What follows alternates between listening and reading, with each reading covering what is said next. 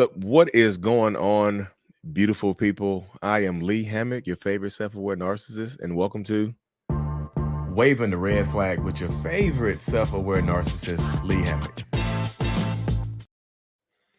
So, what is going on, all my beautiful folks? Thanks for tuning in tonight to Waving the Red Flag show. First thing we're going to do is introduce my co host slash producer, Ms. Jessica Montez. Hey, everybody. Welcome to the new year. And tonight's topic is red flags. And so, Lee, tell us about the red flags. So first of all, I'm gonna show y'all what a red flag looks like. Just like this. This y'all. Red flags of toxic narcissistic people. So if y'all are tuning into the chat, whatever, welcome to the chat and whatnot. You can drop comments in there about red flags that you feel like you might have missed or overlooked during your time in a toxic relationship with a narcissistic person.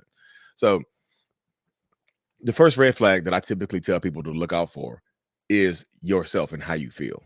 Like trusting your intuition. Like your intuition is literally there to protect you. Your intuition is there to keep you safe, to protect you, to guard you against all the toxicity, to keep you safe. It's your intuition that when you walk to the edge of a cliff and you look over it, your intuition is there to just like, hey, look, do not take another step or you're going straight to heaven or hell, just depending on how God views it. Did you unalive yourself or was it an accident? So your intuition keeps you from walking over that cliff, but it's your heart that makes you jump off of there. Like, what if the love of my life is at the bottom of this cliff? Let's just take a look and just jump. Trust your intuition. Your intuition is there to protect you. It's just a feeling, like the hunch that cops get. The cops are like, you know what? I have a hunch that you did it. Like, trust the hunches, y'all. Like, you literally have to trust how you feel. If it doesn't feel right, then it's probably not right. A lot of people overlook their intuition and it's like, oh, those are butterflies that are flying in my stomach. But it's not butterflies. It's really anxiety. You don't trust the person right there, just within that space and whatnot. So you have to be able to trust yourself. Trust the way that you literally feel. Trust the way that you feel. Like, a lot of people will second guess themselves later on and just be like, you know what? I should have just I knew it didn't feel right at the beginning, but I just didn't trust it. And I did it anyway. Now I feel silly. Now I wasted time. So literally, trust your intuition going forward when you're getting to know somebody, when you're getting out of a toxic relationship, when that narcissistic person is promising you to change. How do you really feel? I promise I'm going to change. I promise if you give me a 14th chance, I promise, 14th time the charm. Trust your intuition to understand the fact that person is not going to get better. That person is not going to be there to change the way they view you and whatnot. Another red flag that I tell people about, also another one of these right here. I don't have a box. I do have a box of them. I can pull them out though. Another red flag that I tell people is that if you're getting to know somebody and they seem like they're hyper focused on their exes, either in a good way or a bad way, that is red flaggy. That is extreme. That's super red flaggy. I know people will just like, if they hate their exes and they just it's like they bring their ex into the relationship with you.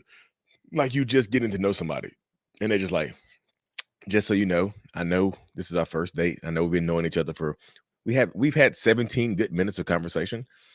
I just need to let you know I hate my ex.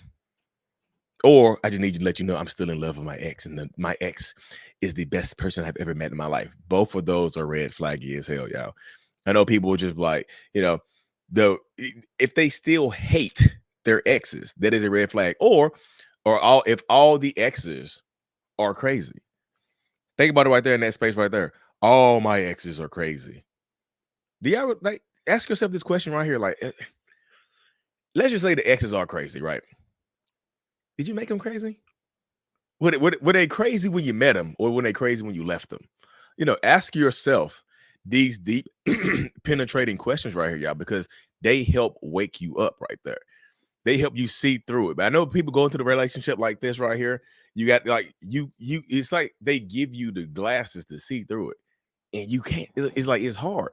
They're like, look, all my exes are crazy, and I hate my ex, and you brush the red flag out the way. You're like, let me get this out of here. Don't do that. It fell off the stick. Don't don't do that, y'all. If they are talking about their exes in a horrible way, that is still a red flag.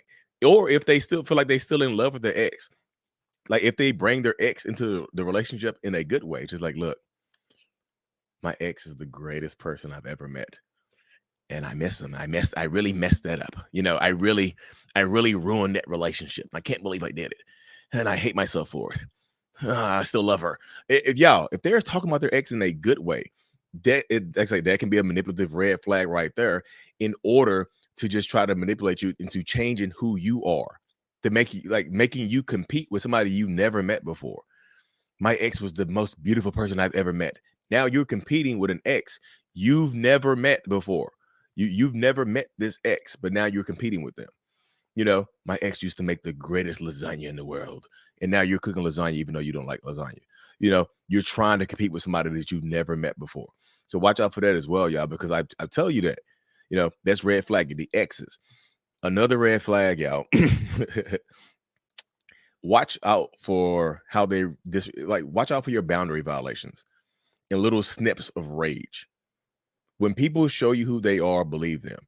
If you say something, like, if you crack a little joke on them and they just snap on you, that's a red flag. They just say something horrible to you, just where your dad used to beat your ass. You're like, whoa, whoa, whoa, whoa, Ace, hold on.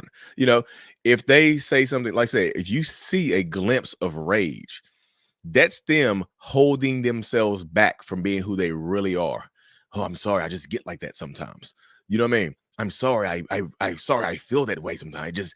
I just go crazy sometimes. The way things are, you make me crazy. Sorry.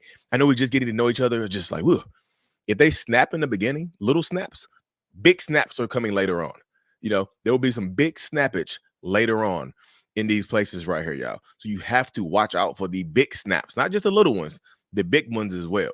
Like I said, if they snap on you early, like if you see signs of, like, signs of, no, that's the red flag, a little snap right there. A fourth red flag. I'm going to go rapid fire red flags here too quick. Early on jealousy and insecurities. Y'all, watch out for that right there at the beginning of a new relationship. Early jealousy, early insecurities. Let's just say, and I know the relationship dynamics are different, y'all. Like, whoever, like, if they don't like you if you're attracted to the opposite sex or the same sex, if they are making it feel like they're super insecure with you having male friends or male coworkers or female friends or female coworkers, that right there, my flag, my flag fell off a stick. That right there is super red flaggy. I know you work with a lot of guys, and I love the fact that you have a job, right? But I hate the fact that you work with a lot of guys. I hate the fact that you work with a lot of guys, and it just makes me uncomfortable. They start trying to control you. Like, they start making you eliminate your friends of the opposite sex or the same sex, whoever you're attracted to. If they try to make you eliminate those friends while they are keeping those friends, if they make you eliminate friends of the same sex or the opposite sex, whoever you're attracted to, but they keep those friends on their side, that's a red flag, y'all. That's a red flag of the double standards that are to come. You mean this is like a red flag of foreshadowing right here. Like, you're looking into your future right here. You know what I mean? You're looking directly into your future, into the eyes of your future right now, because they are showing you what's to come. It starts off as little snips of jealousy. Huh, who's that? Your boyfriend? Oh, that's my brother. Oh, I just hear the guy's voice, and I just didn't know. Oh, this is my brother. Oh, I don't like your brother. You see what I'm saying? It starts off with coworkers and friends, then it goes to your family members. That's how that's a precursor to isolation. It's a precursor. They don't want you to have friends. They make them feel uncomfortable or insecure. So you absolutely have to watch out for that right there. You absolutely have to watch out for that. You have to look out for that right there. Watch out for how, it's another one, y'all. Watch out for how they treat other people. Like, if you're out like at dinner and they treating the waiters or waitresses horrible, they're yelling at they're kicking the back seat of the Uber driver, the cab driver. Y'all, those are red flags to toxic narcissistic behaviors. If they're showing you these signs of entitlement early on, like they just think that they're better than people just because they are people. Like, look, I'm the smartest person in this room, I guarantee it. I know I just walked into this room, but I'm pretty sure I'm the smartest person in this room. You know, if they start saying things like that, just watch out, y'all. They're telling you who they are right up front. Stop ignoring it. That's what messes people up right there. You ignore it. You see it. You feel it. You understand it. You question it. You said it to you. Look, you said the little voice in your head says it right. The little voice in your head says like, that's kind of weird. This person seems like an entitled a-hole. But then you just like the other little voice is like, you know what? This is, but they're cute though. Oh, they got a nice body though. They're funny though. You see what I'm saying? You rationalize it within yourself. You know, it's like your conscience is fighting. So like I said, don't let your conscience fight it. you like I said, you end up fighting yourself in these spaces right here. But you can, like I said, you can defeat it, y'all. Another warning sign I'll go over really quickly, y'all, is a lack of empathy. Really quickly. If they just show a lack of empathy in front of you, like if y'all getting to know each other, you've been dating for a few months or whatever, and then you come up and just like, oh no, my pet ferret died. I had it since college. And they're just like, oh, damn. Well, ferrets have a short lifespan. So, you know, that sucks. No empathy, no caring, no compassion. Y'all, that's a red flag. If they don't care, if your mom or dad passed away, or you have a friend that passed away, or somebody's sick, it's not always passing away. It could just be sick or injured or something like that. You know, in trouble, lost their job or something like that. And they don't care. They see you crying. If you start crying in front of them and they just, tears. If they get angry when you cry, red flaggy. You know, if they get dismissive when you cry, oh, here come the waterworks, red flaggy. You have to stop ignoring the red flags early on in these relationship spaces, y'all, because I'm telling you. And the last thing I'll go over, y'all, real quick. There's a lot more red flags we'll dig into later on. But the last thing I will tell you right here, y'all, if you deal with a person that is extremely sensitive to any type of criticism early on, that is mega red flags. Mega. Like the mega, like the extremes of red flag. Like you can't joke on them. Like they joke on you, they joke on everybody else around them, but you can't joke. Nobody can joke on them. That you poke them a little bit and they lose their damn minds. That's mega red flag. Mega. That's why I tell people, like, if you want to see who a narcissistic person really is, you want a narcissist test really fast, joke on them. Crack a joke. You know, say something, tell a joke at their expense. Set a boundary early on. Use the word no. How sensitive to them, or how sensitive are they to the word no up front? How sensitive are they to your boundaries? You know, are they going to disrespect your boundaries early on? You know, if you're just getting to know somebody and they start disrespecting your boundaries early on, it creeps in, y'all. Sometimes the red flags, they just, you know, how they slow drop from the ceiling. They slow drop from the rooftop, right? And other times the red flags drop on you like confetti. You know, it's just like, whee, like a party. You know, it's a red flag party. You know, either way, the red flags come. If they either pile up on you or they slow drip on you. You know what I mean? So thank y'all for tuning into my little monologue or whatever. The first part of our session, we're gonna bring Jess back up for I can relate with all of those. I was making snow angels in my red flags. There were so many red flags. A chalk outline of red flags. That's what happens. Leaves you emotionally dead. But that's what happens, y'all. Like I said, I just try to warn people about the red flags and whatnot. The slow drop red flag. Yeah. I try to warn people about the red flags and whatnot. But like some people are going to miss them. You know, like some people you don't know what you don't know. Mm-hmm. But when you do know it, you're responsible for it. Now it's on you. You know what I mean? Now it's on you right here. Is in this space right here. So, you know, thank y'all for tuning into my first part. Very nice. Story time. Ready for some story time? It's time story time for the guest with Lee. Now sit back, get comfortable, and listen while I help make sense of your story. Sorry about that. But this is for the guest too, right now. Yes. Okay, perfect. Okay. The guest tonight, y'all, got a nice little story for y'all right here. So so the night I broke up with her, it was 2 months ago. 2 months ago, y'all. Okay. Anyways, so she and I are on FaceTime. We've been FaceTime exclusive until we can see each other. So this long distance. And her friend, who was her ex-boyfriend, by the way, he came over because he had recently had surgery. He wanted to see her and hang out.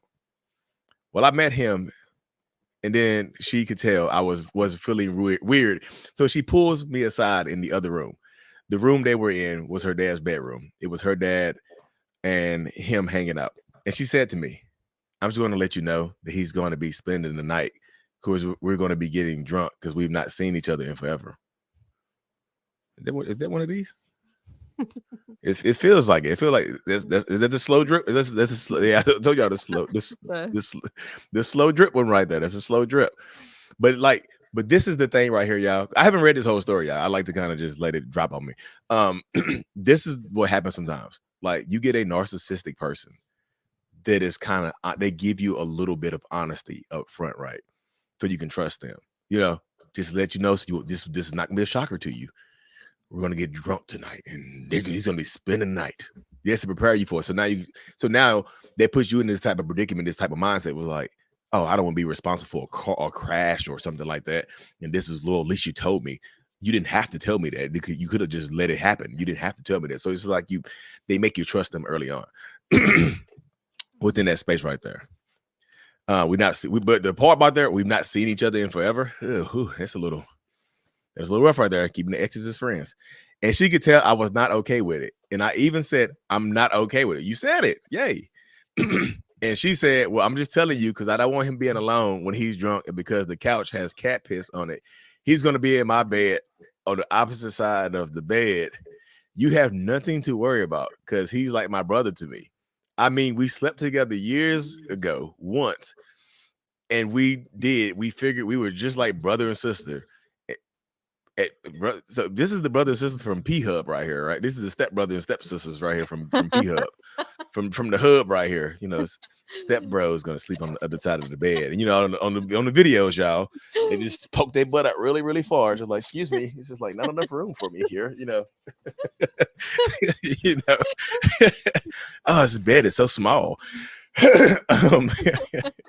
But there's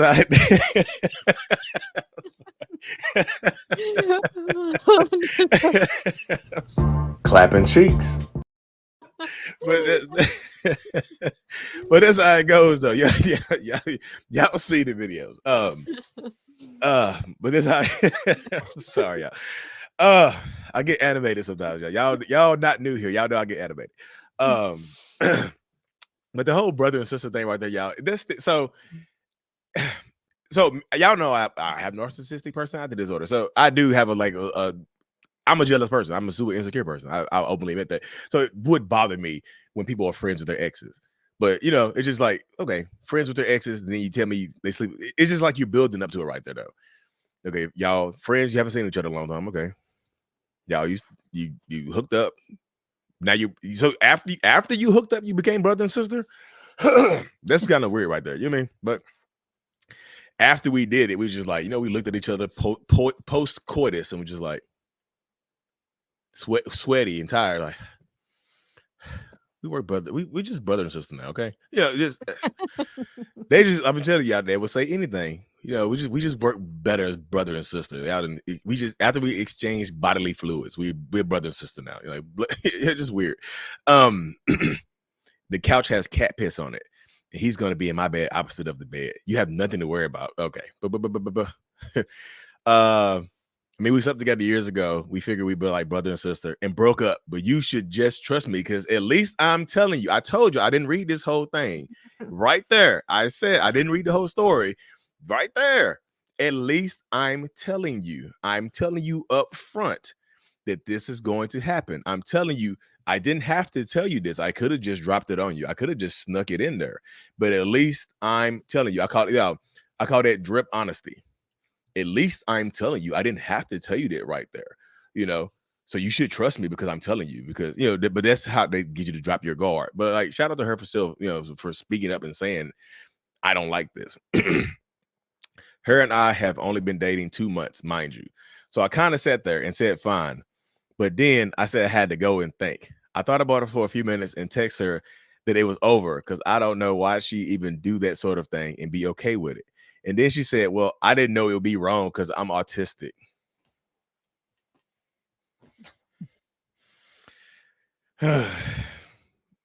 Then she proceeded to send me cute relationship memes and crying. I'm sorry, crying voice memos that sounded fake, like she's so sorry. Yeah, needless to say, it's been over for 2 months. So shout out to her, y'all, for sending it in. We're gonna bring her up right here. So We're gonna bring in Haley. Hi. hey, what is going on? What is up? What is up? Uh, not much. Thank you for having me on. Thanks for being on. Yeah, definitely. Thanks for being on. And shout out to you for setting those boundaries and dipping, like, because that was literally a setup. I'm Jessica, like, y'all send the stories in. I read a little bit of it, and I was like, okay, I'm gonna go with the flow. And I was like, okay, this seems like a little bit of drip honesty right here. Let me pull you to the side and just say, hey, look, so you know, the bed is, the cat pissed on the couch. And not even like I would have got the cat piss tested. It's probably her. She probably peed on the couch. You know, she probably did it herself. It's like, it's cat piss. Like, she peed on the couch herself to have that excuse. Like, that's her. She did it. To have that excuse right there. Did you see red flags, Haley? What were the red flags you seen in the beginning? Honestly, I didn't see any red flag up until that moment. Like up until that she had told me, like, oh, I'm gonna have my best friend who I used to date and sleep with stay tonight. That was like a little weird to me. And I had met him that night too, and like he seemed good. He seemed nice. And I was like, okay, that's fine. And honestly, that was the only time I ever saw red flags. It was good up until then. So I thought. So you got out right away. Yeah. So where'd you meet her at? I met her on a dating web app. Yeah, I mean, that's common now. That's what I was just curious about right there. So the dating apps tend to be the narcissistic person's playground or whatnot. So what was the dating profile? What does she have in her dating profile? I know dating apps typically are based on, physical attraction most times, but like, what was in her profile I'm just curious what her profile said, her dating profile said. Oh god, if I can remember, it said like Disney lover, autistic, gothic, and I think that was it. So she listed autistic in the dating profile. Yeah. So Yeah. okay, I'm not saying she's not autistic, but like, just using it as an excuse. Like, it seemed like she used it as an excuse later on. Just like, oh, I didn't know this was a warning sign that that I didn't know this was wrong of me to say all this and do all this and whatnot. Yeah. Yeah. So that night that y'all had met and whatnot, or y'all was all over there, did you, once you talked to her, you left?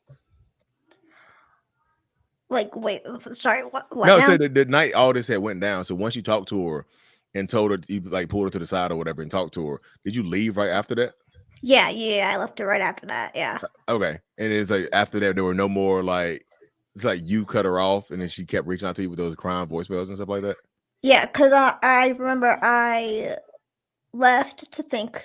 I thought for like about 20 minutes, and then I texted her. I was like, I don't think we can be together anymore. This just feels too weird. Like, the fact that you'd be okay with doing this when I'm not okay. Like, I'm done. And then I didn't block her or anything because I didn't think to block her. And I deleted her, and then she proceeded to be like, okay, I'll give you time to think, like, because I had told her, I was like, I need some time to think. And then she was like, okay, baby, I'll give you some time to think.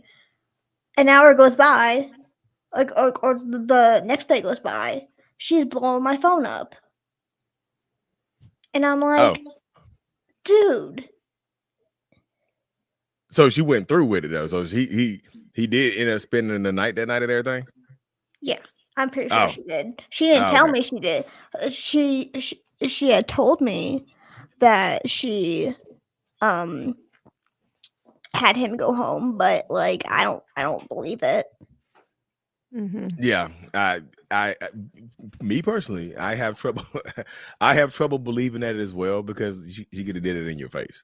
You Yeah. mean Yeah. like, Yeah. but it's super red flaggy right there for her not to respect your boundaries in front of you like that. She's really trying to play your face. You know, you could have made if it's a sleepover, get drunk type stuff. You can make a pallet in the floor or a pillow fort or something. You know, you don't have to sleep in, like I said, sleep in the bed side by side or butt to butt or whatever. However they were planning on doing it. You know, it didn't. It just didn't sound like it was. It had. I don't think it was good intentions behind it. You know, No, not at all. it didn't feel like it and whatnot. But like I said, so were y'all long distance or y'all live close to each other? She lived in Warner, Michigan, which is it's like 2 hours away from me. Okay, so y'all started off as it's long distance-y. Yeah. You know, that's why y'all doing the FaceTime thing until y'all first met up. So this is the first meeting that she pulled this? No, we hadn't even met yet. Oh, goodness gracious. We hadn't even met yet. At all. Ugh. Never At met. all.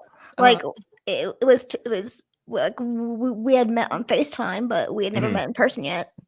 Yeah. And she pulled that. Oh, goodness gracious. So she pulled that whole stunt right there. But like that's the mindset that a lot of narcissistic people fall into. Just that entitlement and trying to like trick you and whatnot, messing with your head, messing with your mind, doing that same thing over and over again. Try to score some points. But I am glad I did enjoy reading your story and seeing that you got out of it so quickly. I was just like, oh, where's it? I didn't know where it was going. I was like, yeah, we end up getting married, and years later, you know, and stuff like that happen because I hear a lot of stories, and sometimes that it doesn't end like that. Sometimes it goes into a different direction where people just, stuff starts to happen like that. And I just thought to send this story in because I thought that this story specifically would be like a good cautionary tale of like, hey, this might happen to you too. This can happen to you because it happened to me. Yeah, Haley wasted no time. And like I said, because I'm glad you got out of it fast and like picked up on that type of stuff happening because they really were. She really was going to mess with your head. You know, that was about to go for a ride, and I feel like because she said, "Oh, I didn't know this was a red flag because I didn't know you had a problem with it because I'm autistic." That was gonna be a problem for the rest of your relationship right there. I'm not saying autism is a problem. I'm saying that was if she's using it as an excuse like that, then it was gonna be an excuse every time. Like, oh, I didn't know I couldn't sleep with my ex. Like, I didn't know that was problematic. Like, I didn't know I can get pregnant by it. I didn't know I could have a baby with somebody else. Like, that's weird. I have problems with social cues. I didn't know that. Well, you live and you learn. You gonna help me raise this baby because he disappeared on me. See, that's the type of stuff right there that does happen. So I am glad you got over there. And I'm glad I was correct in predicting what with that. When you said, at least I told you, I was like, yes. I knew it. I was just like, yes. At least I didn't have to tell you that right there. At least I told you. You should trust me because I told you. Yeah. That's super. I'm just telling you, this red flag. And my ex is flying in town. We haven't seen each other in a long time, and just so you know, you're gonna sleep in the same bed and get drunk, and just who knows what's gonna happen. Oh my goodness. Yeah. Would it be something too where he's like, or she's like, you let him stay before, what's the problem now? And it's he's moving in now. That was coming too. Yeah, just like you let him stay before. Like, you know what I always thought about? Let's have a throuple. I just seen it. I saw it on TikTok one day. It was like a good throuple couple, a little throuple unit. Let's make it happen. The thing is he lives down the street. Oh, well, you could have walked up. Oh, no. So it's like, what? Lordy. Yeah. D. Yeah. D. She about to set you up. She about to set you up. You about to go for a ride right there. And I'm just like, I was there. Like, I've been like FaceTiming you since you got surgery. He had a month to see you, and he's just now seeing you. Oh God. That is super messy. Like, so I am glad you got out of it though, because like that was about to get extremely messy for you because she was about to play some games. Yeah, good job for getting out of there. Thank you. Well, thanks for coming on, Haley. Do you have any other questions for Lee or? Nope, not that I can think of. Okay. Oh, well, you have our email address. So if you have anything else pops up, just feel free to shoot an email. Seriously, okay? Thank you. I Thanks for will. coming, Haley. Thank you. Yeah, y'all. Super shout out to her though, for real. Because Very I'm telling you, I hear so many of those stories that end a different way. Yeah. So many of those stories end going deeper into the relationship. You know what I mean? Deeper into the relationship. Like you see right there, she was definitely grooming you for future abuse. Absolutely. That's absolutely certain right there. Definitely grooming you for future abuse, because that was going to come happen. Because there's going, oh, you were okay with it now, so you're not going to be okay with it then. Oh, shout out to Sarah for the super sticker. Thank you, Sarah. I got sick and got a lisp, y'all. Kiara, shout out to Kiara for joining the channel memberships, and so Kiani as well. Thank y'all. Y'all. So if y'all don't know, we probably be doing like a short members only live Q&A after the show ends today. So if y'all want to join the channel memberships, I'll drop a link in there. It's like a little short private Q&A. We got a lot of questions coming in now. We're gonna do a big Q&A, but then we do a smaller Q&A, like the members only and whatnot, y'all. So we have some email questions that came in too, Lee, if you want to. All right, so now we're gonna do some email questions, y'all. Email read ups. Where we at? Let me find this thing real quick. Okay. Question number 1. I recently came out of a very difficult relationship with a covert narcissist. He was diagnosed as such, but rebuked the diagnosis. Like, you can rebuke the diagnosis, right? I rebuke thee in the name of God. You know what I mean? I'm just telling you, they'll use I'm just telling you, that's when religion comes in right there. When you start using the word rebuke, that's when religion that's when religion comes into play. Like, hey sir, you've been diagnosed with narcissistic personality disorder. No, I haven't. Yes, you have. It's right here on the paper. You took the test. Like, God didn't give me that test, so I rebuke it. It's just like they're going to rebuke that right there in front of you. God, the only person that can test me is God. Are you God? You don't look like God. You don't smell like God. You kind of stink. You see what I'm saying? They get you right there. You wearing what's that old Curve, the old Curve cologne from back in the day. You wearing Curve. God don't wear Curve. The relationship ended very suddenly over the phone with very little explanation, except it doesn't work. A week later, he had a new person. My friend called him out and he insulted me like I've never seen anyone speak to anyone before. It's been 3 months now and they seem really in love. There are pictures everywhere. I was constantly being shamed. I was even sexually shamed and can't even seem to pick myself up. Is it possible he has changed? Is it possible his new person is right for it? Thank you so much, Lee, for everything you do. So in this space right here, y'all, is it possible that this person has changed? Highly unlikely. If you get diagnosed with narcissistic personality disorder and you rebuke it, you have not changed. So I feel like in this situation right here, he got a diagnosis. You saw said diagnosis or you knew about it, and he found somebody else that didn't know about it. And what you're seeing right now is the love bombing stage in another relationship. That's why I tell people to turn off the narcissist TV. That's what, when I say turn off the narcissist TV, that's what I mean right there. Because you watching it online, you're watching it on social media, they're going to seem like the happiest people alive. You mean it's like, oh my goodness, like this is like Leo and what's the dude name? From Titanic, Leo and Rose on the Titanic. Like this is Jack and Rose. Yeah, like this they're at the front of the Titanic. They're emulating pictures like that. You know what I mean? And dancing and stuff like that. They're going to be doing that type of stuff right there, y'all. Like that's why I say don't watch it, because he's going to hurt you. Y'all, he's going to hurt your feelings. This is where the phrase pain shopping comes into play right here. There's nothing you will see on his social media that will make you feel better about yourself. Even if they break up, even if they break up, will you just feel good? You might feel a little tinge, but then you be like, okay, but why didn't I get treated like that for at least 3 months? Why didn't it happen to me? You go pay, you know what you're looking for. It's like you're going grocery shopping. You have a list of stuff that you're going grocery shopping for. When you're going to look on their social media and they seem so happy, you're going shopping for pain. You got a big list. The only thing on it is pain. Pain, low fat pain, organic pain, grass-fed pain. This is what you're going for right there. So be careful with that situation. Y'all know that person hasn't changed. If he rebuked his diagnosis, no, no, no. I would be realistic right there. So shout out to her for sending that email in and whatnot. So question number 2. Sorry, y'all. Okay. I won't even get into the entire story because I would need a podcast. Me and my daughter, I can't even pronounce the name.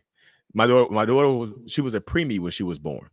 The signs that made me look into the cycle I was seeing was mostly because her visits at the NICU, he wouldn't come. He would only go see her if I went, and he would try to get back with me every time. So they had a baby together. There was premature. She was in the NICU for premature babies, and apparently they weren't together. But he wouldn't go see the baby unless she was there. At the time I was pregnant with my daughter, he also had 2 other girls preggo at the same time. So I'm going. Let me take back the first part I just said. I don't read the whole thing. Let me take back the first part I said. He wasn't going. You mean because they wasn't together? He was going because he was busy. He had 2 other kids. Yeah, in this space, right? He trying to balance 3. He had 2 other girls preggo at the same time. He just recently had a baby again. That makes number 9 or 10, and he's only 24. Oh my God. 24 with 10 kids. Oh, y'all. It's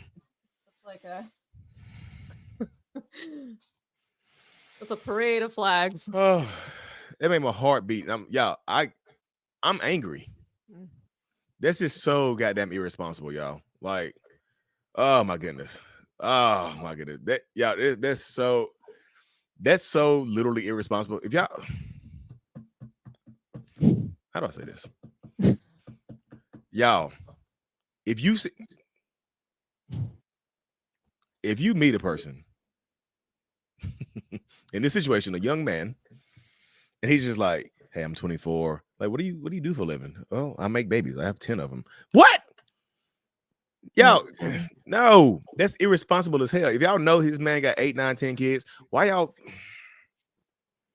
I know sometimes you don't know.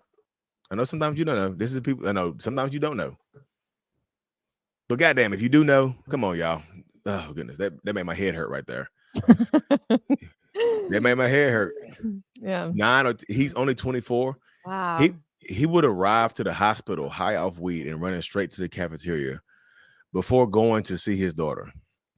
That's when I knew something wasn't completely right. So it seemed like you knew something wasn't right, but now it wasn't completely right.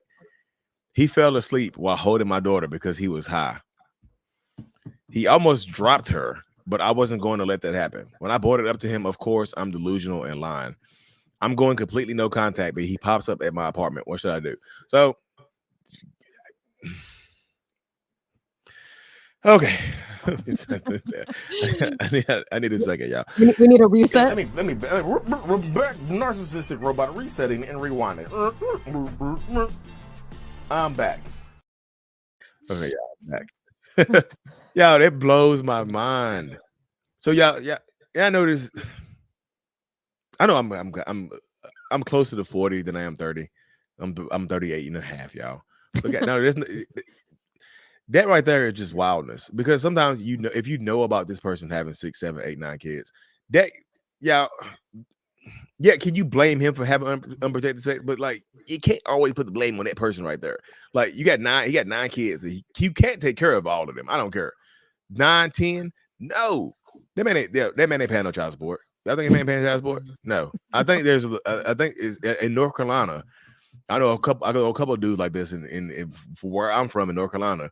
They intentionally try to have 9 or 10 kids, because once you hit a certain threshold of kids, your child support drops immediately. They drop it down substantially. Oh, you got 10 kids, you got to pay $25 a month a piece or something like that. You might as well open a daycare and you're not getting anything from that right there, y'all. Yeah, you're not getting any money from that right there. I promise you. You're just like, oh, I'm gonna get some child support. No, $25 a month, you'd be mad as hell. And him keep popping up at the apartment. He's gonna keep doing that until you tell him no, or until you call the police. I just want to see my daughter, so I can get high and drop her on the head. You know what I mean? Just like, yo,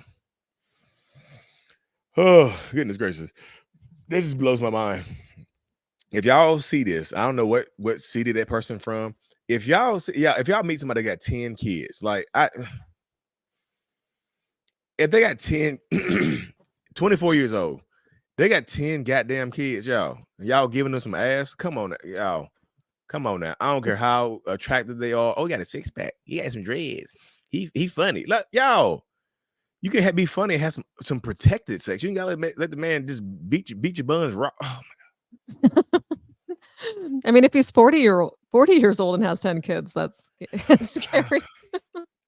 26. Yeah. That he sound like the type of person that has kids just so he can keep girls around. You got a baby by me, so you have to come around. Yeah, I have to be around you. Come on, y'all. That make my head hurt right there.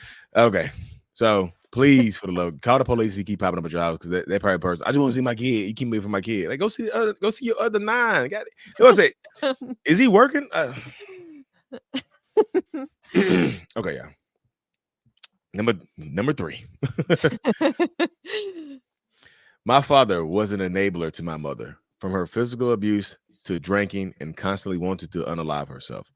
I always had to apologize or call 911 for help because my father decided to obsess over work. He allowed my mom to stop my family to see me due to me effing up.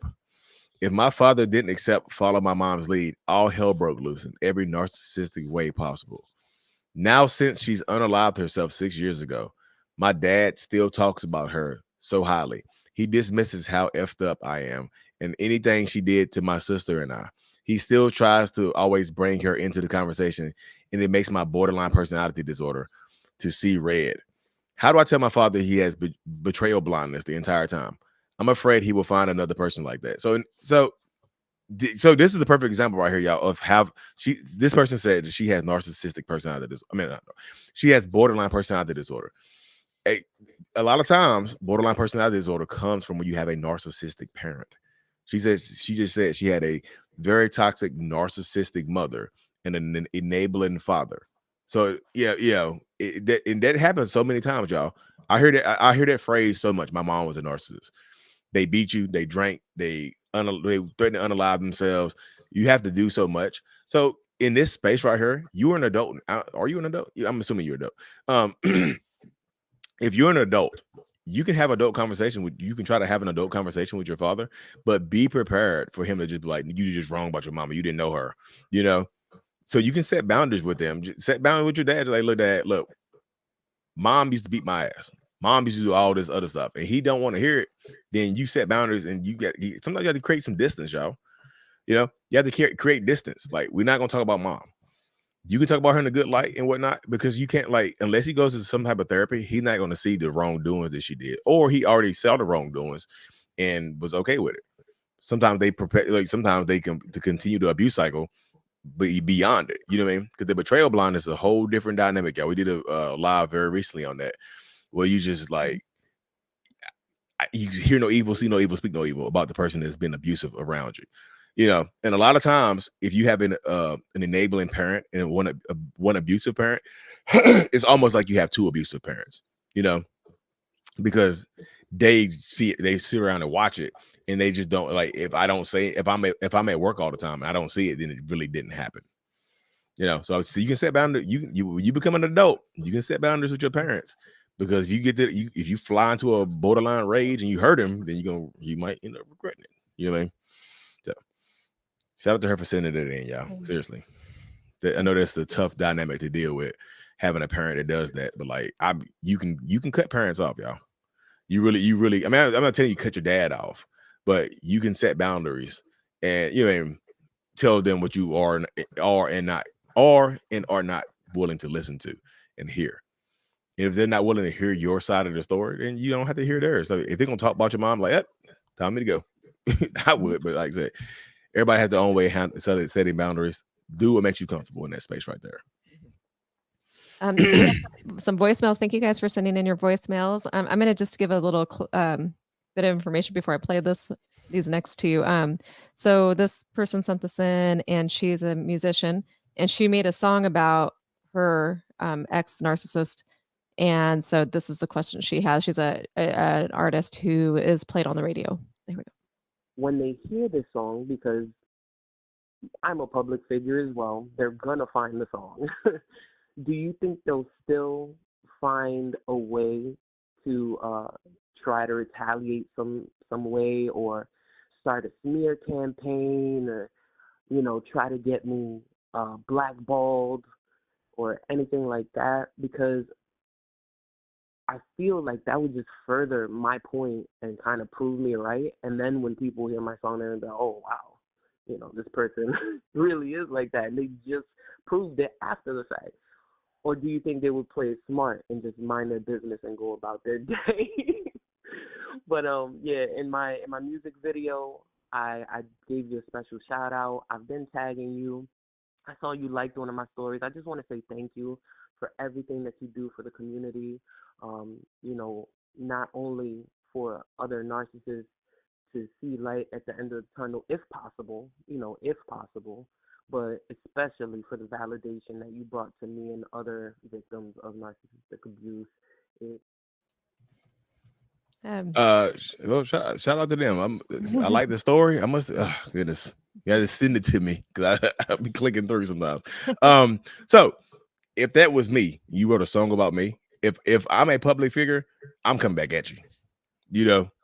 This is like you cross into the Tupac Biggie situation right here. You diss me, I'm dissing you back. You know what I mean? I'm writing hit 'em up on you. If you write a song about me abusing you, I'm gonna write a song about you. So it could go that way right there. They could come at you and just be like, yo, look how bitter my bitter ex wrote a song about me. All full of lies or whatever. But does that really change anything? Unless they have some type of power. If they have a power dynamic, then yeah, they could change some stuff right there. They're like, look, don't play this on the radio. This is a smear campaign right here. They could call what you did a smear campaign in that space right there.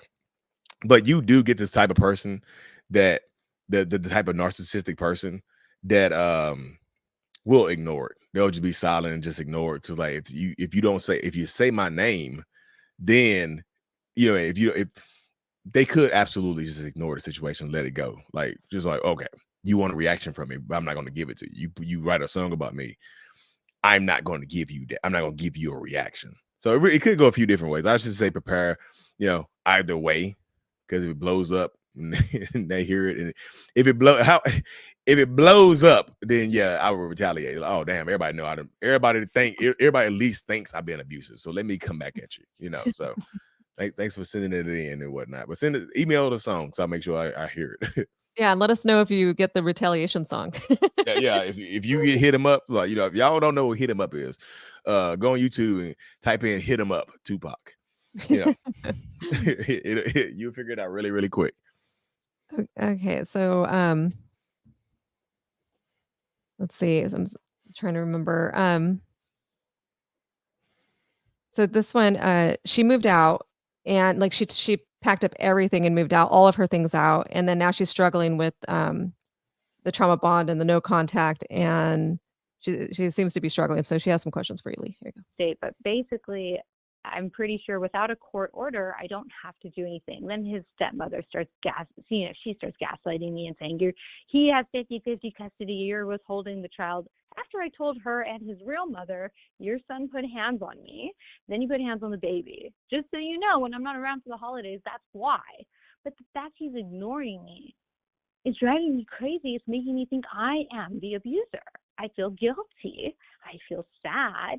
I feel empathy for him. I feel bad for him. I mean, he must be so sad, right? But he hasn't called me once. The cops are useless. My lawyer's trying to get a restraining order, but there's not really any proof of the violence or the emotional abuse. So it's so difficult to navigate. I'm going to have to co-parent with this guy for the rest of my son's life. And it's so hard. What do I do? Do I keep ignoring him? Do I go no contact? Or I mean, what do you do when they're giving you the silent treatment after? So what I tell people, so first of all, I would say thank you for acknowledging the fact that you have to co-parent for the rest of your life.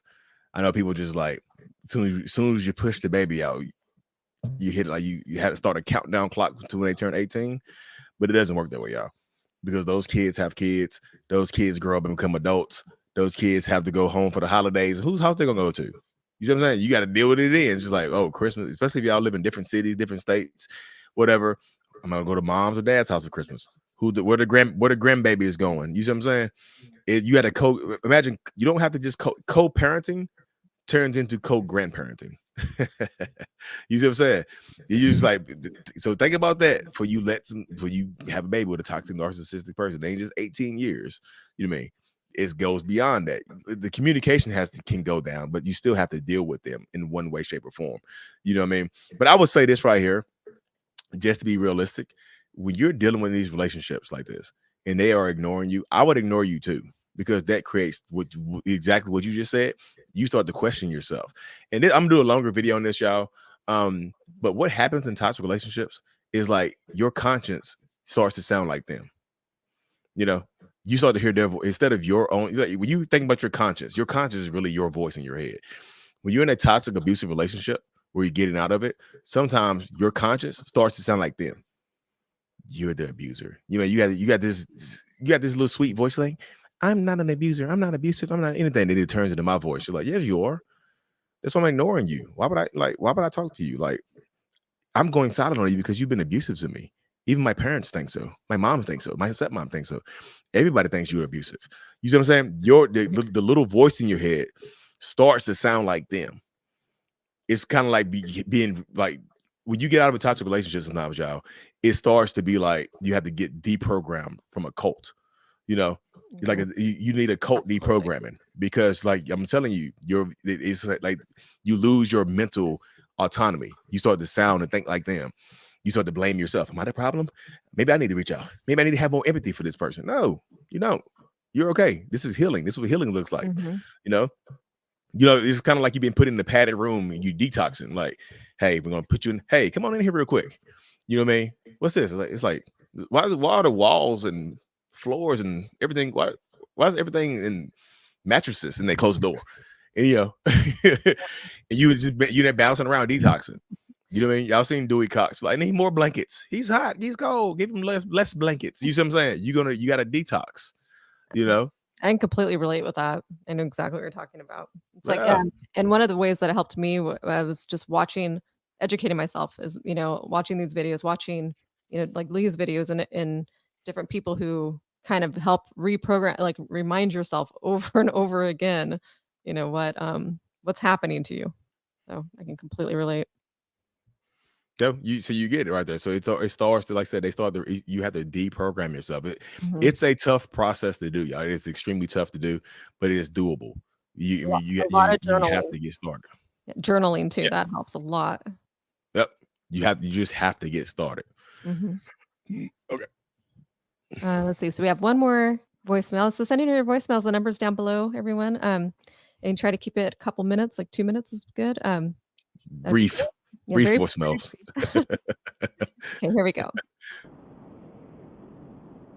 Hi, I'm just calling because I'm dealing with the situation, leaving the narcissist in my life. And honestly, like, it just feels like hell right now. Like, no matter how many times he says he just wants to be done, or that he hates he ever did this with me, it's like he never wants to be done. And even with me going no contact, it makes things worse. And I just don't know what to do. Like, it almost seems as if, he keeps threatening me, threatening to tell my family things that, would hurt them, and threatening to ruin my life and make me lose everything. And I'm just trying to figure out how I can get out of this situation. We live together, we've built a life together the past couple years, but I'm to the point where I'm fed up, I'm done. but it seems like he won't let me go unless he makes my life a living hell, unless he makes sure that I lose everything. So I'm not sure what she means by lose everything and how deeply intertwined they are business wise and stuff like that. But it can be very difficult because, like, no matter how much he says he's done, he won't let you go. You have to be done. You know, you have to be done. You have to make a plan, an exit strategy in these situations right here. Because how, like I said, it benefits him to keep you in that space right there. It just does. It is directly to his benefit to say, hey, look, I'm going to ruin your damn life if you leave me. That benefits him directly. You know, if you leave, I'm going to ruin your life. Your life is over. As you know, that benefits him to scare you. It's like, it's narcissistic fear mongering. It's just like, I'm going to ruin your life. Would he also be ruining his own life? How true is that? When He's he, gonna well, tell he was me saying, he told her he doesn't have anything to lose. he doesn't have anything to lose. Then why didn't he just do it then? Do it then. You know, sometimes just like, just do it. You know, just do it. You know, yeah, in the movies, they're like, I'm gonna do it. I'm gonna do it. Do it then. You know, jump. You know, what's that movie? It's a scary movie. It's just like, I'm gonna jump. I'm gonna do it. And the dude's on talking. He's like, what are you waiting for? What am I waiting for? Fuck you. And he just jumped. Yeah, I have a lot of obscure movie references in my head. I worked at Blockbuster for so long. I watched way too many movies. But in this space right here, you have to be done. You have to make a plan. What can he actually do? You know, you say he's going to tell your parents something. What do you do? What are you going to show your parents a sex tape or something like that? What are you going to do? Just so you know, me and your daughter had sexual intercourse. We're not married. Take that. What? You know what I mean? What can he tell your parents? You know what I mean? In this space right here, what can he tell your friends and family? Like, so sometimes I would say this right here. This might not be true for everybody, but when a narcissist is threatening you, the power is in the threat. Because once they follow through with the threat, the power is gone. They've done what they did, and a lot of times they don't get the results they are seeking. They don't get. So the power is actually the threat. Is what I'm saying. Like, the power is the threat. It's just like, I'm going to ruin your life. That's the power right there. But will they actually do it? Can they even actually do it? Or is he just scaring you to make it seem like, I can do this. I have this power right here, and you can't do anything about it. You know what I mean? What is the power a lot of times is in the actual threat. The threat is the power. And once they get rid of said threat, it goes away. You know? So I just feel like, just evaluate yourself, make a plan, don't just do anything, don't randomize anything. Just make a plan. Sometimes it's an escape plan, you know, but just make a plan nonetheless. Because if you don't, like I said, then you leave everything up to chance, and then maybe you can ruin your life. You know, maybe you set yourself up for your life to be ruined if you just start reacting. You know, they want to say don't react. You know, make a plan. You got it. This, you know, the fear keeps you there. You know. They want you to be scared. I'm gonna ruin your life. You know, I can, right? You know, just that type of stuff right there. They feel like they can fearmonger. They really can fearmonger you into staying in a toxic relationship and just not taking any type of action because that's how it feels. You know, those baby steps in the right direction. Thanks, Tiger Lily. A new member. Oh yeah, shout out to Tiger Lily for joining the channel memberships. Seriously, I'm gonna drop the link in the comment section, y'all, for y'all to y'all want to join the channel memberships and whatnot. So what's our next? The Q&A? Yeah, we'll do some Q&A and then we'll head over to Club Lee. Get a few questions here. Thank you. I was going. Thank you. I left my wallet. Where were we at? So question. I had to finally tab, y'all. So if y'all on Instagram, I know I think the Instagram tab is up. If y'all over on Instagram and want to drop some questions in the comment section, come over to the YouTube channel so we can put it on the screen as well, y'all. The YouTube channel is the same name. It's Mental Illness. Just hop over here, check it out. Okay. Wouldn't a narc be thrilled that there's a song about them, even if it's negative? So there's a part of just like, damn, I got a song about me. Yeah, that's cool. But then you hear the lyrics, those hurt, y'all. It's cool, just like, damn, got a whole song about me. That's cool. You know, they just playing it. But like, again, go listen to Hit 'Em Up by Tupac. You know, let's just say Biggie Smalls was a narcissist, right? And Tupac wrote a song about him. Like, Biggie, Tupac went viral about that song about you. Oh, damn, I got a song about me that went viral. Damn, that's crazy. You know, and they predict it's gonna be the biggest diss track in the history of the world, right? Like, it's about you. But you're like, damn, that's cool. Let me listen to it, you know. And then it starts off tomorrow how you slept with your wife, and you know you know it goes, you know, it just it's a horrible. So yeah, there's a bit of it. There's a bit that makes you feel like, damn, that's cool. But then you listen to the lyrics, it start to hurt your feelings because the truth comes out. So will the narcissist eventually get tired of being gray rocked and dismiss themselves? Asking for me, he threatens to leave, but packs a couple of things that ends up staying. I'm going crazy. No, so gray rocking, y'all, is a temporary solution. Gray rocking is what you just said at the end. I'm going crazy. That's what happens for long-term gray rocking, because when you're gray rocking somebody, you're typically removing your emotional responses to what they're doing and what they're saying, right? So gray rocking is short term. You can't gray rock for a long, because you can't express yourself. Like, if you're bottling everything up, then you're going to go crazy. I'm just telling you, if you're bottling up your emotional reactions, you're going to go crazy. So sometimes you might either have to leave, or you might have to force that person to leave. I don't know how the lease or home is set up or whatever, but if he's packing up stuff in a garbage bag, but he has a lot of stuff there, he's not leaving. You know, he's not really leaving. It's like, I'm taking my mouse. definitely need to pack this. I need to be hydrated when I'm clapping some other cheeks. I get, know how I do it. Got to be hydrated for the new cheeks I'm gonna get. But it's how it goes, sometimes you got to force them out of there. So what do you journal? What do you write? So I had a conversation with a woman this morning about that right there, y'all.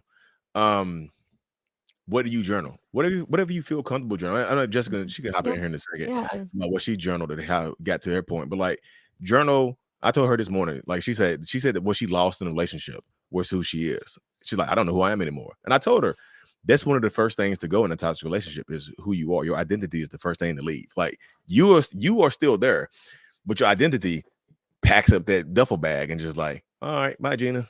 It was nice knowing you. You lose your identity. Like, no, come back. Write down who you are. Who are you now?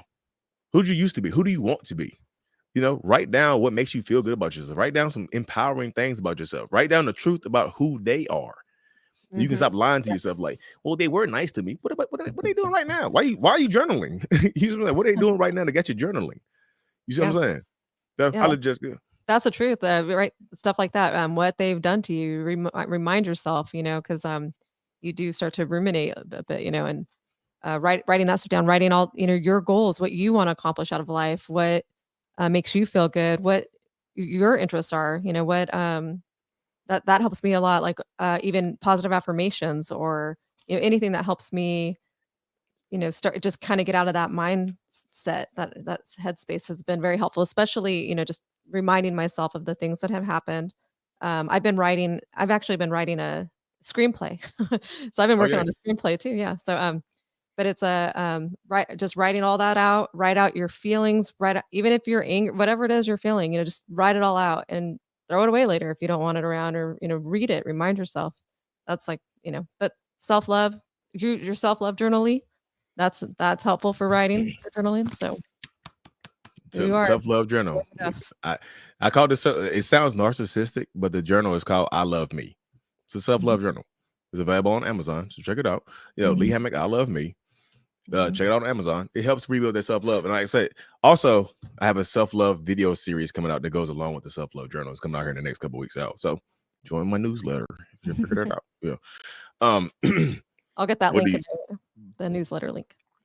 I got it. Oh, you got it? Okay. Oh yeah, I have shortcut keys. On my when you put a shortcut on my phone, it goes to the MacBook too. So I can just type in the word newsy, NEWSY, and the newsletter link pops up. I type in the words "I love" and the self-love journal link pops up. ILUV, and it pops up. So if he starts being nice all of a sudden, how can I ask him why what he wants from me in a way he will respond to? Currently in a relationship. So sorry, my watch vibrated. I missed the question. So is he starting being nice? Oh, I just found out too. Out of the queue. So when he starts being nice to you, what does that mean? What does that mean? So I feel like in this situation, asking him will result in him either getting angry or showing you what he really. I don't think that works. Just like in a way that he doesn't get mad. It sounds like you're tiptoeing around the issues, and you know the niceness is fake. If you can't just like, hey, so what's going on? How do you feel? Ask him. Why can't you ask him? If you're in a healthy, happy relationship, if this relationship is salvageable, why can't you just ask him, hey, what's going on? It ain't new. I just feel like you being nice all of a sudden after you being abusive. Like, so what's new and what's good in the hood? Just why? This is a question you have to ask yourself. Like, why? You know why he's doing it. He did something bad. Now he's making up for it by being nice. So in this space right here, you have to ask yourself, like, ask yourself the question, like, what do you want here? Because I feel like you know what he wants. He wants forgiveness, or he wants you to get over what is actually happening in that space right there. So I hope that helps. Ask yourself. Yes. Don't let them read anything you journal. Oh my goodness. Yes, absolutely. Right here. Thank you for putting that in there, Melanie. If they see your journal, I thought so. Yeah. I still do my one-on-ones over Zoom, right? I've talked to people who've got that who narcissistic ex or toxic ex found their journals, and one person's like, he balled the journal up and started beating her with it, because there were bad things about him in there, and nobody else is going to see. He like literally balled it up like a newspaper and started hitting her with it. So because they don't like reading bad things about themselves. If the journal was just like, oh my goodness, my partner is just the most loving, caring person in the world, I wouldn't trade him in for 1,000 pairs of socks, But as soon as they see something bad, it's like, I don't feel comfortable or safe in my house anymore. They can go nuclear. So thank you for putting that in there. There was also another comment too, like why throw? I think Tim said it. Throw away my journal, or throw away what I write in my journal, like it's like a joke. But really, sometimes you could write it all out and just throw it away, so that you don't fear writing out your feelings. That's like a real idea, way to help. So there's a movie with Brad Pitt. It's called Burn After Reading. Write it down, burn it, send it away. Like, write down stuff that you want to say to them that you might be afraid to get it out of your system. Write it down. Just like write down your hit 'em up diss track on your paper and burn it. Ball it away. Throw it. I have a question, Lee, for you, since we're on this topic. So if a narcissist has a journal and they're writing in their journal, is that sometimes are they wanting you to read the journal? Like, let's say they're writing their journal and they're leaving it out on the nightstand every night. That's on purpose right there. Yeah. They, you hide it. Like, narcissistic people, a lot of them are extremely calculated, So if this is the first time you've seen the journal, y'all been together for years. Oh, I didn't know you had a journal. It's laid out on a page about taking my life. Oh, huh. Ooh. Yes, they want you to see that. Okay. They're like, hey, sorry. So I saw your journal out. Why'd you read my journal? You see what I'm saying? That's typically I go. Oh, you read my journal, huh? It's like a movie. Like, you're in there reading it, and then they come in there and shut the door. Like, what are you reading? What are you reading? Oh, nothing. Nothing, huh? Looks like why are you sweating? You see what I'm saying? It's like a scary movie. Yeah. It's a suspense thriller. Yeah. It's just like, yeah. But that's how it go though, y'all. So yeah, sometimes they will leave that stuff out for you to read just to mess with you. I'm still in shock. How do I get over that? So a lot of times, again, some people say the truth will set you free. The truth sets you free over time. Sometimes the truth is going to put you in shock first, Sometimes the truth, but shock is a lot. Shock, I don't think this is how I view shock sometimes in real life. It's like, it's a protective mechanism, so you don't go through trauma. Like, you black out. Your brain is like, you know what? I'm gonna log out right now because we're about to experience some pain. So sometimes it happens. So the truth shall set you free, but sometimes freedom comes at a cost. What does freedom look like? If you're in a jail cell, you gotta escape that jail cell. You can't just walk out the door sometimes. Sometimes you gotta dig a hole behind the poster, like the Green Mile. You gotta dig a hole behind the big poster on your wall. You gotta go through toilets and mud and muck and rat feces. You gotta crawl through it sometimes. Yeah, Like Shawshank Redemption. Shawshank, that's what it was. That's what it was. What's the Green Mile? Why did I come through there? The same person in that movie? It's still a prison movie. It's the one where he's on death row. Okay, yeah. So my movies crossed up. Shut up. I was Jessica. But yeah, that's how it happens right there. Y'all. Sometimes you can't walk out I know you see the movie sometimes where they just walk out the front entrance. They got a disguise on. They dress as the cops.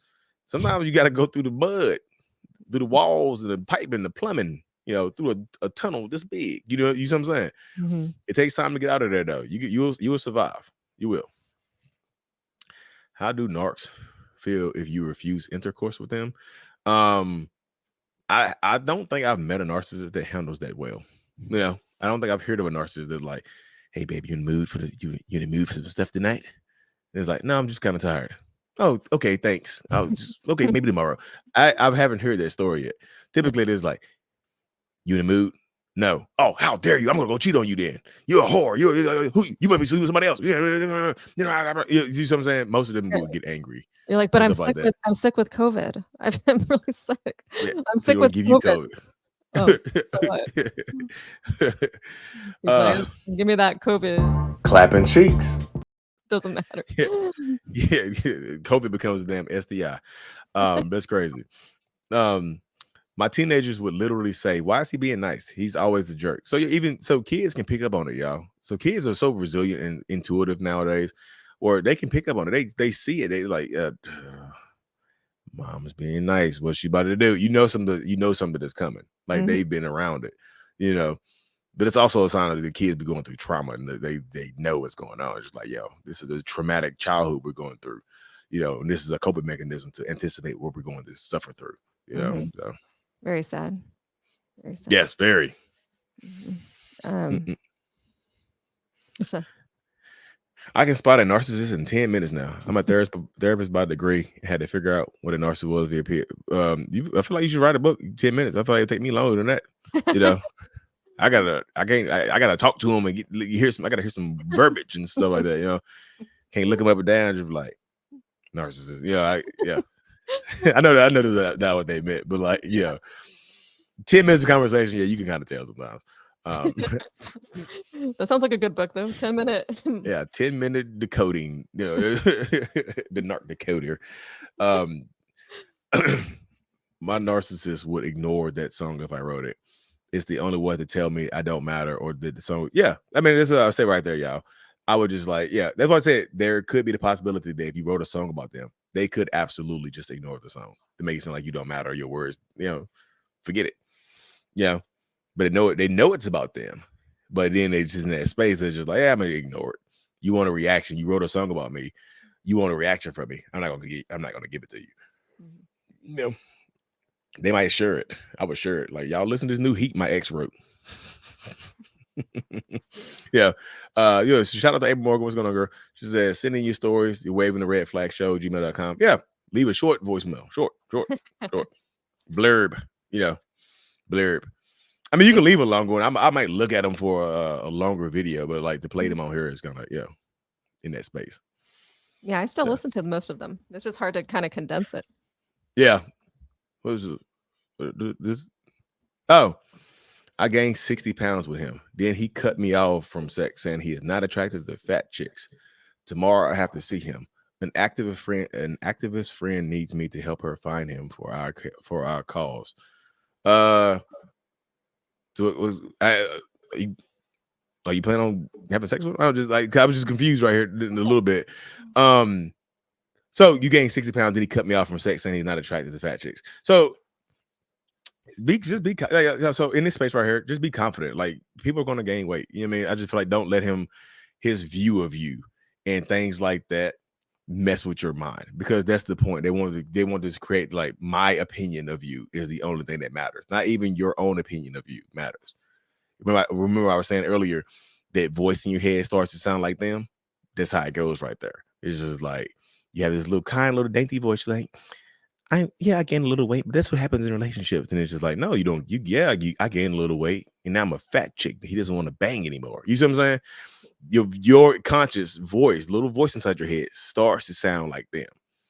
That's when you know you gotta get out of it, get away from that person, because create some distance, because that happens right there, y'all. It'll really mess with you. I have a child with my ex. Since being with his new supply, he treats me worse and worse the longer they are together. Will this continue to get worse? So how is he treating you worse? I was just curious about that right there. So if you don't have a court ordered parenting plan or something in order, y'all, you sometimes you have to go to the courts, get everything to free yourself of having to deal with that. Sometimes you have to get that in order. You have to set up a parenting plan. You have to do this type of stuff to protect yourself. Because if you don't, I'm just telling you, they're going to keep messing with you. And the new supply might be like gang stalking, gang abusing you and stuff like that. So you have to protect yourself in this space right here, y'all. Seriously. You know, sometimes the parenting plan doesn't even work. They don't follow by it. But like you have to put something in order to be able, for them to be held in contempt. Because sometimes they don't get tired. I'm being realistic. Sometimes they don't get tired. Sometimes you have to force them to get exhausted to not get reactions from you. Because if you're reacting to them, then they just like, oh, I can keep doing this. You know, I can get a react. I'm bored with my new person. Let me mess with my ex. You know, just in that place right there. But today, again, y'all, to that woman about the 60 pounds. Yeah, go up and feel yourself, like put on, like feel yourself. You know what I mean? Dance in front of the mirror. Just do something, like get that confidence back up. You know, go listen to Vito. You got it. It'll help power you up right there. That's my theme music right there. I lost 20 pounds because of his abuse. Then he thanked me for losing the weight. What? I lost it due to the stress of the relationship, not for him. He tried to unalive me. He thanked you for losing weight. You look better now that you got the relationship.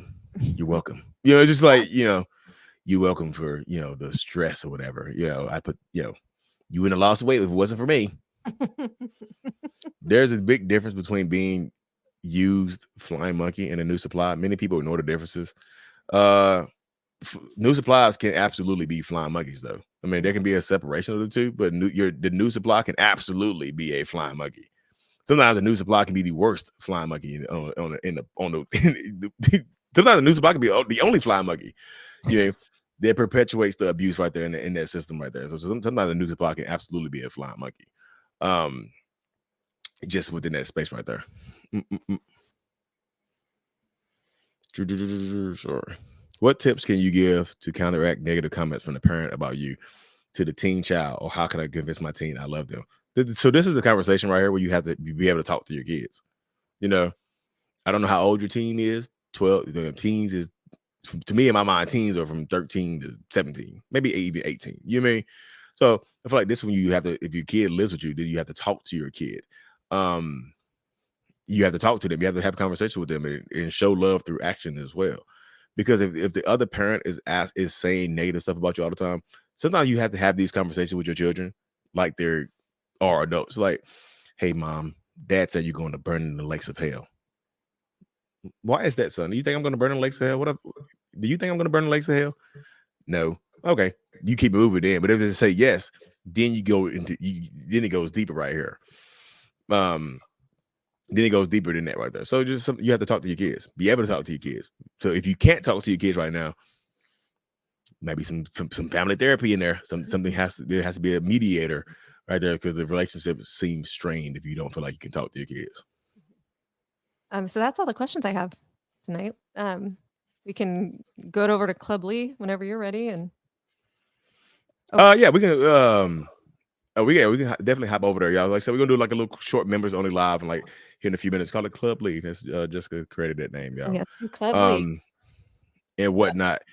So like I said, I'll drop the link in the description or the comment section if y'all want to join the channel memberships really quick and whatnot. So we're probably gonna take like a little 5-minute break. Then we'll hop right over to the little live right now and be right back with y'all. Okay. Can I do a little plug, Lee, before we leave? Oh yeah, shoot it. You guys, your podcast? Yeah, so I'm starting a new podcast this year. I've got a couple that'll be coming on to my channel here. Here I'm going to put my channel link in there. So if you'll just subscribe to the channel, I have mostly men. My audience is 90-something% men on my channel right now. Damn, really? I'd love to get women. Yeah, I'd like to get more women over on my channel.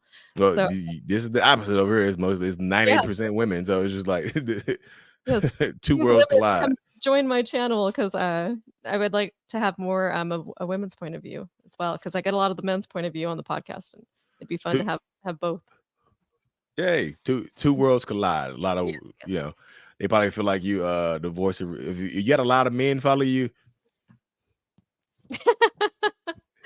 Yeah, if you ever like, so I saw this on Twitter the other day. It's like if you were like a woman and you are making videos and stuff like that, and there's always men in your comment section saying protect this one at all costs. That's a red flag, because they look at you like you're amplifying their toxicity. It's just like, hey, They're protect like, her at all costs. You know.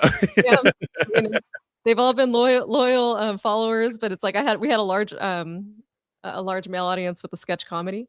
So yeah, come on over. I want more women, and we're doing more things now. The men are also like, this is too girly. What's going on over here? This is all too girly. So Trying to yeah, have a club Jessica. yeah. Yeah, So, I see you there, Kit Kat. I've noticed you there, Catherine. so I'm gonna drop the link for her channel right here to y'all, so it'll go through. It'll pop back up, like just the link, so y'all can click on there, Thank you, check her guys. out. Yeah, But yeah, it's like subscribe to the channel. yeah. So thank y'all for tuning in, y'all. Like I said, we're gonna hop over to like the little members only live for a few minutes, and then like we'll see y'all next See you week. Waving the red flag with your face.